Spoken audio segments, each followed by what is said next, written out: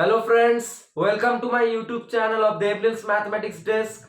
So as you can see, finally we are starting a completely new chapter for class 7 today, and it's unitary method. So this chapter is the chapter of your syllabus which has been least formulas. In fact, it has no formulas. What do I tell you? This chapter has only one concept, which is what? I'm explaining you with a simple example. You go to a shop, you want to buy three chocolates, and your friend wants to buy two chocolates. Then who will have to pay more money? You will have to pay because you are means wanting extra things than your friend. That's a system. The number of items equal to the number of quantity, means with the item number increasing, the respective quantity of that item also increases. We will see how this concept can be used in unitary method through the sums. We'll directly get into it, but before starting my video, a huge thanks to all of you for supporting my channel so well till now. Keep supporting my channel. If you found the content of my videos very informative and helpful, leave a like and share and subscribe my channel. It motivates me to make better videos for you all on these interesting topics. Now let's get into the video. So, unitary method.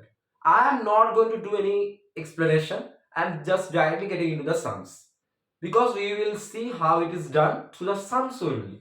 So, let's begin. First of all, see this. So, here we have weight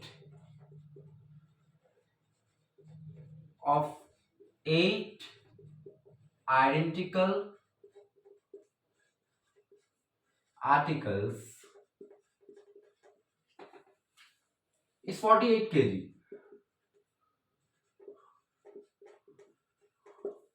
What is the weight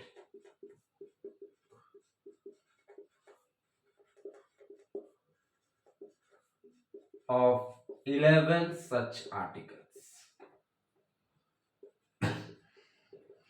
So see, now you tell me, 8 articles weight is 48 kg. So then one article's weight will be what? It will be obviously less than the weight of 8 articles. You place 8 books on a weighing machine, then the weight you have obtained, and again if you place just only one book on the weighing machine, that weight will be less. So now let's see how we can write it here. So 8 articles weigh 48 kg. Therefore one article weighs, so 8 articles weigh 48 kg. Then one article will weigh what? 48 by 8 kg. So you have to means always find out the quantity for one item first of all. So doing that I get 6 kg. Now you have, this is the weight of one article. Now you tell me, weight of one article is 6 kg. So weight of 11 articles will be more or less? More, obviously more, right? 11 books placed on a weighing machine will obviously weigh more than one book placed on a weighing machine. Now 11 articles weight will be what? But 11 articles weigh, so one article's weight was 6 kg. So 11 articles weight will be 6 into 11, obviously. So equal to 66 kg, and yeah, that's the answer. So that's how you have to do. You have to see what is increasing and what is decreasing and why. Here you see 8 articles weigh 48 kg. So one article will weigh less than that. One article will weigh 48 by 8 kg. Now again 11 articles will weigh more than that, the weight of one article. So multiplied by 11. When means you are decreasing the number of items, your quantity also is divided. When you are increasing, you are doing multiplication. Okay, that's, see here 8 articles weight is this. So one article weight means you are decreasing the number of articles. So as means the articles decrease, also weight will decrease. So it will be divided here. Now again articles are increasing, so always the weight will also increase, obviously. So again it will be multiplied.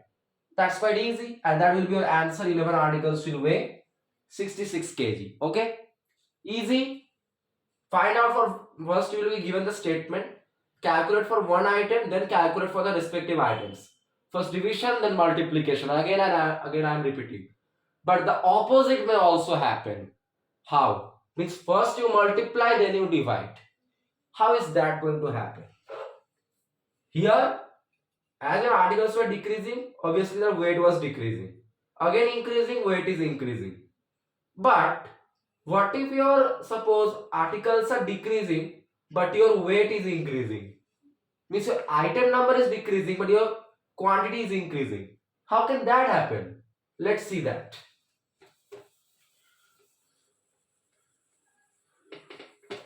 Okay. So let's see that with the help of question 2. 8 men. Use common sense, then it will be much more easier for you. 8 men complete a work in 6 hours. Okay. In how many hours will 12 men complete the same work?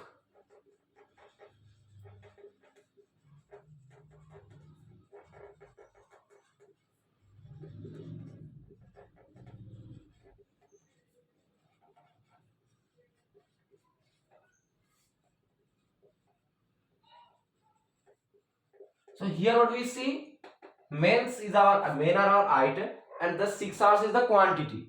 Okay. So here we see, let us write 8 men complete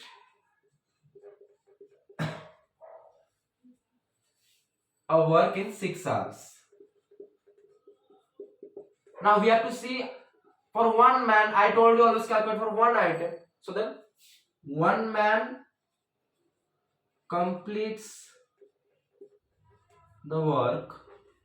Now you will be telling 6 by 8 hours. No, that was different.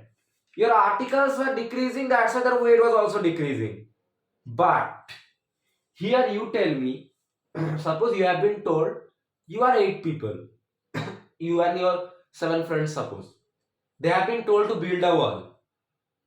So you have more labor, so it will not take that much time. But if you are told to alone build the wall, it will take you more time. So if you have more people, you take less time to do the work. But if you have less people, then you means take more time to do the work. It's quite obvious. So similarly, here 8 men completed the work in 6 hours. But if one man is asked to do the work, he will take more time. So what will we do? One man completes the work in 6 into 8 hours. Equal to 48 hours. That makes sense, right? Number of means you have more people, the work gets done easy, means quite quick. But if you have very less people, just like this case, it will take you much more time. So here for our people decreasing, our work means time taken is increasing, and when we are increasing the quantity, multiplication is done. How? 8 men complete in 6 hours, 1 man completes in 8 into 6 hours, 48 hours. Okay. Now, so 1 man completes the work in this time. 12 men complete the work. Here one in will be there. The work in. So now 1 man completed the work in 48 hours. Now he has more people. So it will obviously take less time. Work in 48 by 12. So see, when you are increasing your item number here, quantity means people, your time is decreasing, and whenever you are decreasing the time, you are doing division. For increase you are doing multiplication, for decreasing you are doing division. Okay. And here we see that when we have more people, our work is done quick. When we have less people, our work is done in greater time. So time increasing, we are multiplying. But again, when we have more people, our work can be done in less time. So our time is again decreasing, so we are again dividing. One man does in 48 hours. So 12 men complete the work in 48 by 12 hours. And 48 by 12, if I'm not wrong, equal to 4. Yeah. And that's your answer. That's what you have been asked to find. So here is another situation you have observed here, which is quite obvious. If you are told to do a task for more people, you take less time. But if you are alone, you will take more time. Okay, so that's the concept. For item number decreasing, your quantity is increasing in this case. So we actually have two terms. What are they? So when your item number decreases and your quantity also decreases, or when your item number increases and your quantity also increases, then see, increase is to increase, decrease is to decrease. That is called direct variation. Okay, but in this type of cases, when your item number is decreasing but your quantity is increasing, so decrease is to increase, and similarly opposite, increase is to decrease. This is called inverse variation. So actually this direct variation, inverse variation chapter that we will do soon after this chapter, it is actually quite same as this one. So in that chapter we will run very smoothly because we are learning the basics of that actually, if I'm not wrong. So this was easy, quite obvious. You can just see from the question, less people, more time needed, more people, less time needed. So when you are, time is increasing, you are multiplying. When your time is decreasing, you are dividing, and you are getting the answer quite easily. Okay, now let's see the next one. It's going to be super fun and super easy. A chapter without formulas but having a quite real life concept, right? Now let's one. What is this given to me? 400 men have food for 23 weeks.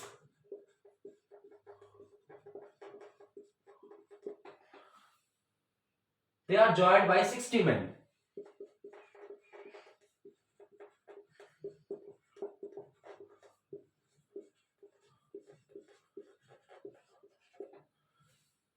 How long will the food last? Now, see this.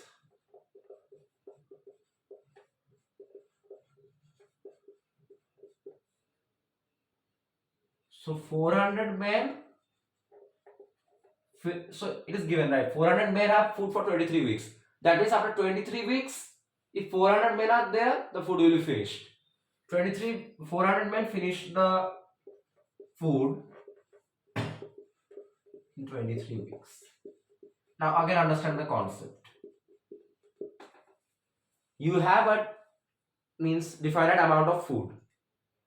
If means suppose okay, I am means taking a very interesting and your favorite example, pizza. So I think that most of you want to eat the pizza alone. I don't know. I am right actually because it tastes good. So you want to eat it alone. So when you are alone, you can eat the food means in a larger amount. But when there are more people, you have to divide the food among them. So that's the concept actually. When you have more people, the food lasts for less time. Right? Not time actually. What I'm trying to say, okay, that pizza example, you just forget about it. Suppose you bring vegetables from the shop, from the market to your home. Okay. Now you are a family of suppose two people. Then you have to means you don't need that much food. You eat up to your means heart's content anyway. So for two people, the food will last for a longer time. But if there are more people, each of them will eat about means different amount of the food. So then the vegetables will end up quite quickly in a few days. So when there are 400 men, the food will end in 23 weeks. Okay.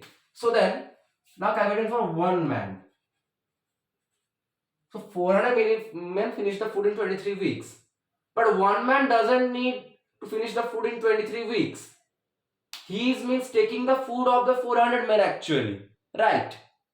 Means he is one person, okay, but he is now taking the food of the 400 men.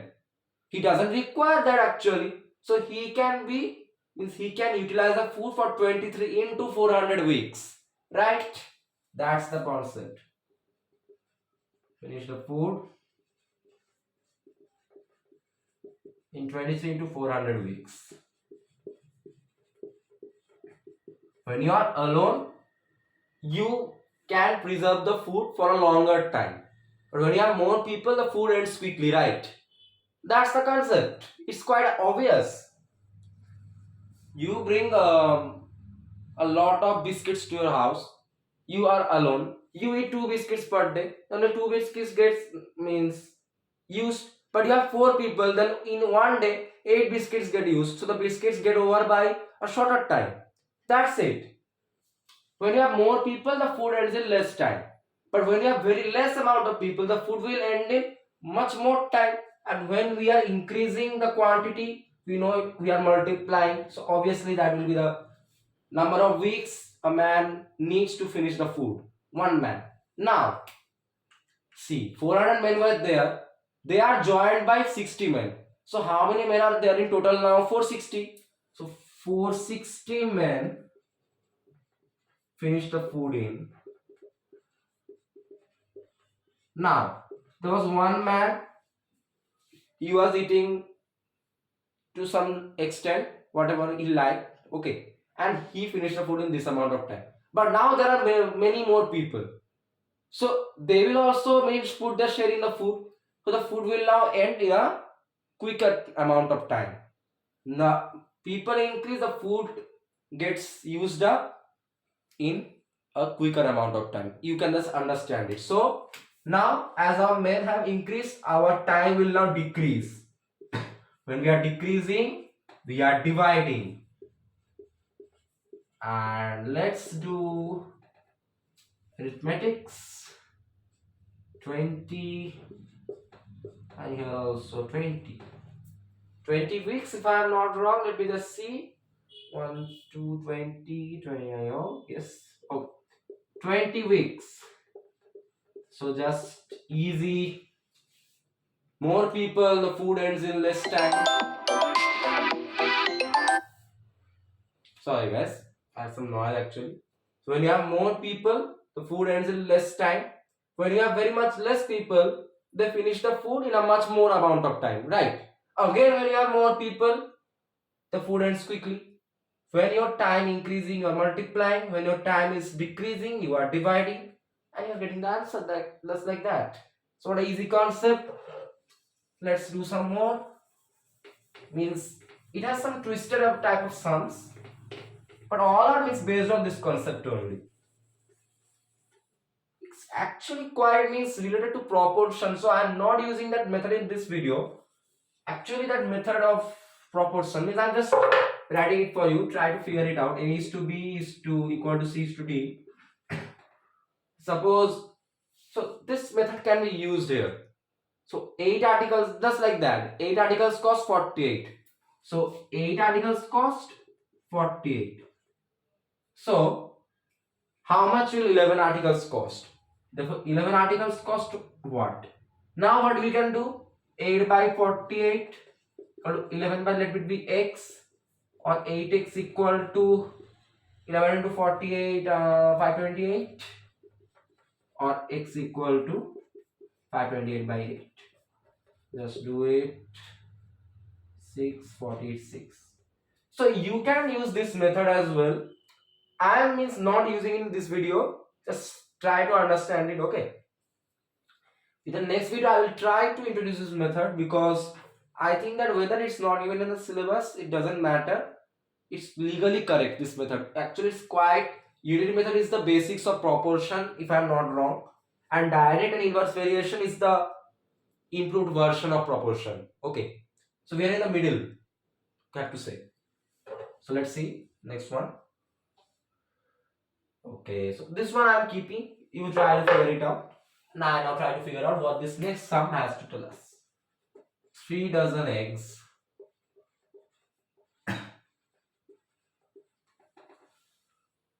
Cost rupees 90. What is 90? Yeah. Find the cost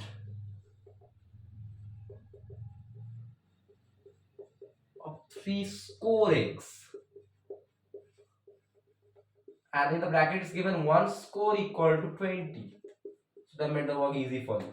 That's easy actually. So 3 dozen means what? 3 into 12, right? 1 dozen is 12, right? So 3 into 12 eggs cost rupees 90. Or 3 into 12 is 36 eggs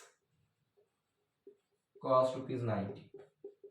So here see, the more you have the eggs, the cost is more. The less you have the eggs of one egg will cost less amount of money. So the money will decrease. That means you have to divide.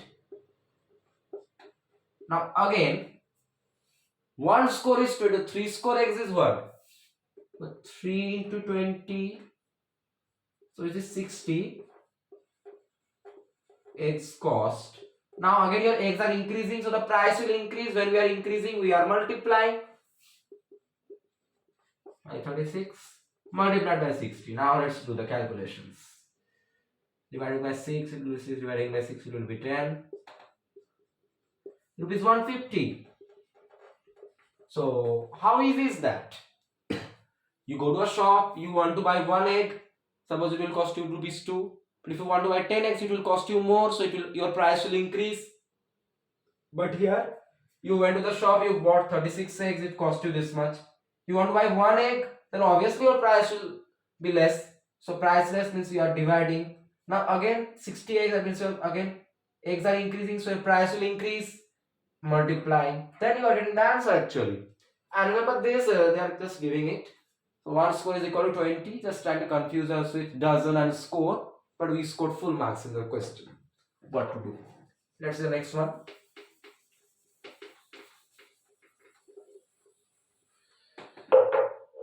What is this?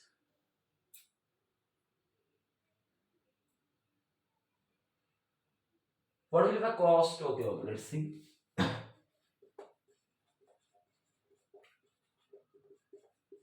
Be the cost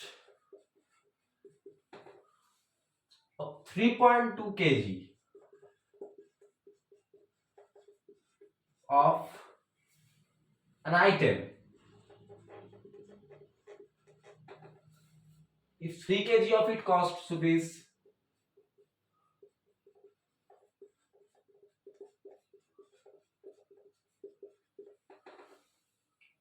360.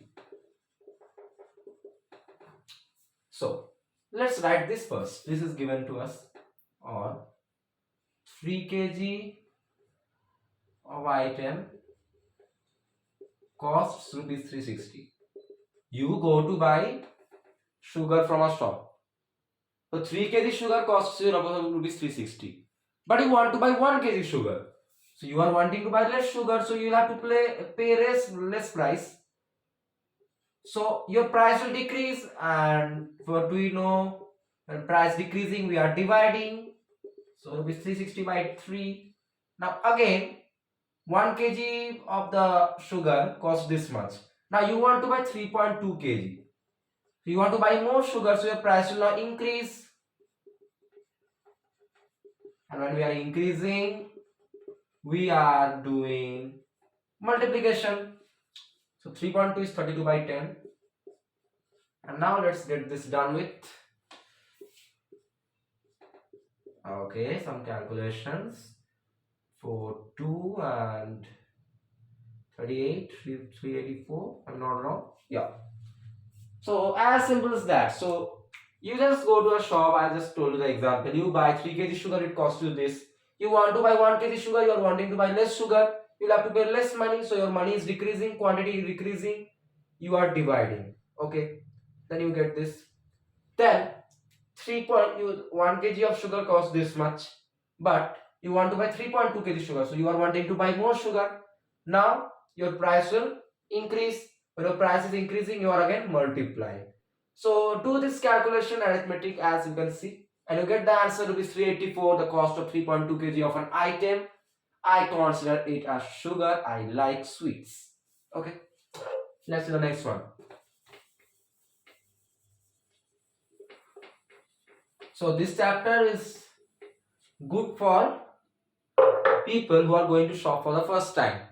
So it can be a case you means thought that I bought 3 kg sugar, I have to pay rupees 60. Now I have to buy 1 kg sugar, so I have to pay rupees 100. Don't do that mistake, okay? You'll be robbed. So remember, when you are in a shop, when you want to buy less amount of an item, you have to pay the less money. So that's what this chapter actually is trying to convey to us. If I'm not wrong, I have learned this from this chapter. What do you learn? You can tell me in the comments. Let me see what I can learn from the next sum, which is the final sum. So Mr. Carpenter is here to entertain us. Carpenter prepares a new chair. Why will a carpenter prepare an old chair? What is the justification to write new? Okay, in 3 days. Now this is a good question. Working 8 hours a day.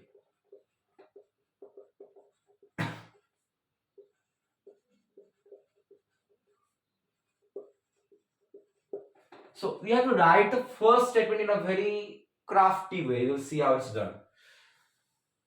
At least how many hours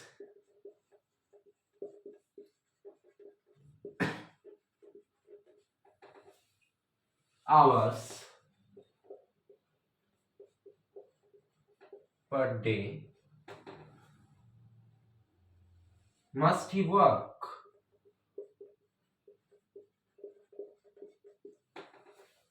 in order to make the same chair in 4 days?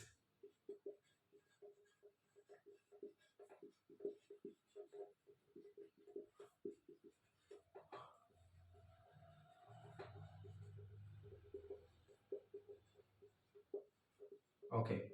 So why is the carpenter making the chair? For money. Now you will see what he has to do to save his money. See this. So we have to find how many hours. So carpenter prepares a new chair in 3 days, working 8 hours a day. So I can write it like this: chair is prepared in 3 days,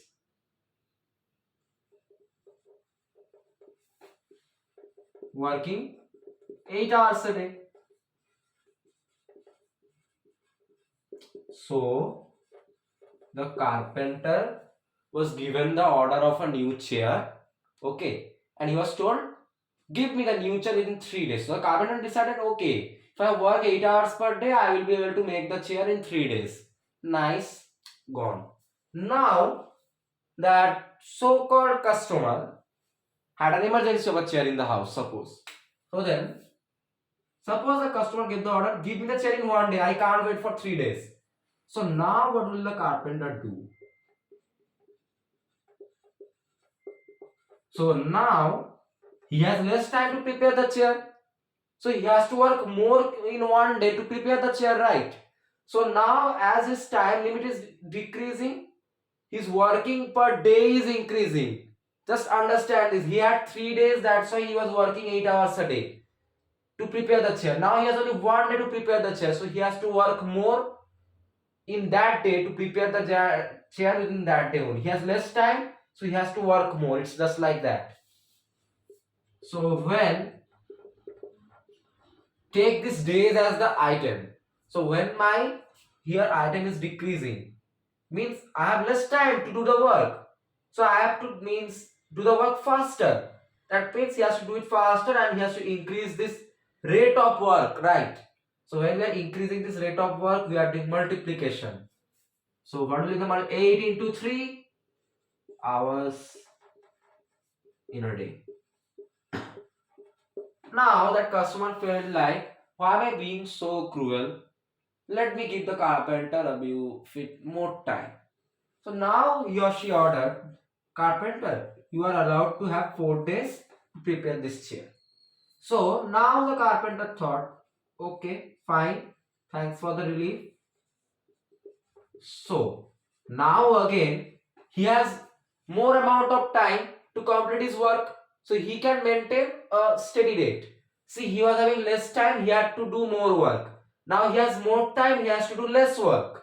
So now this working rate will decrease. And when we are decreasing, we are dividing. And now 8 into 3 by 4.